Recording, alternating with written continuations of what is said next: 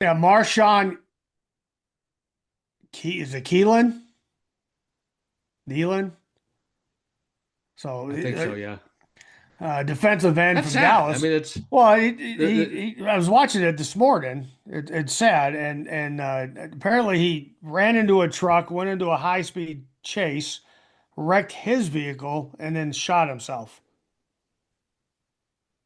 yeah, I mean, I and I don't. think the mental health was, and it was funny. He scored his. They were saying I read a little bit about it this morning. He just scored his first touchdown on an interception the week Yeah, before 24 this whole years thing old. happened. Yeah, and I So hear that the mental health. And someone it was mentioned somewhere, and I can't find it. Where I think his mom passed away last year, and he never recovered from. I think that's where I heard his mother passing away, and yeah, it was the mental health. But yeah, 24 years old, sad loss. Again, mental health is huge right now, especially for the youngins.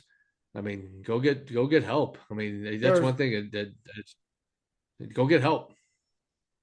from a father that lost his son from suicide and never Yeah, understood because being Gen X, we grew up in a world, why are you crying? Come here, I'll give you something to cry about. You're hurt, rub some dirt yeah, on it, and move on.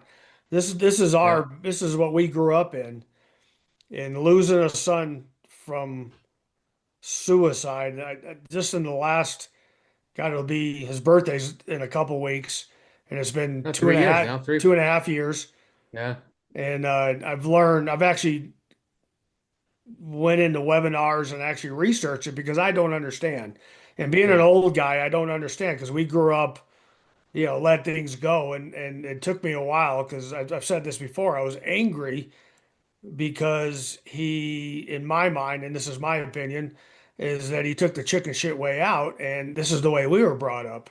yeah. And now with the new social media and cyberbullying and watching my own kids struggle, watching other people struggle, and I never understood it. So I actually had to do research and went to like webinars. My company does webinars, and I didn't agree with a lot of the stuff they said, but I understood it. Certain words you can't say, certain things you can't do, and it is. And I'm bad at calling people. I try and connect with people, Yeah. and but call your people and check up on them. If you haven't heard from them in a couple of weeks, call and check up on them. Yeah. Because and I call it the silent deadly because depressed people don't talk about it. They don't want anybody to know about it, and it just eats them alive. And to get a sudden news like we did as a family Yeah. on a Saturday morning, it's heartbreaking, and I feel bad because I mean I think he had a girlfriend. I'm not sure if he had any kids, but at 24 years old and nobody knew what was going on. I mean, nobody in Yeah. his family, I and I'm mean, not, and why please, was he? and I'm not putting blame on it. I'm just trying to point out that when people are down, you don't know what they're thinking. I've got a son right now going through some hard times, and he's having a rough time with it, and I call him a lot. My youngest son, and he's working his way through it. But I've when I get on my morning calls with my company and I always hear somebody tired or struggling, I've actually called and asked if they're okay. And I've never done Yeah. that before. I've got friends, got family in California. I always told them I'll keep in touch. I don't call them. I got a best friend, Jerry, that I never call. And we used to talk every day.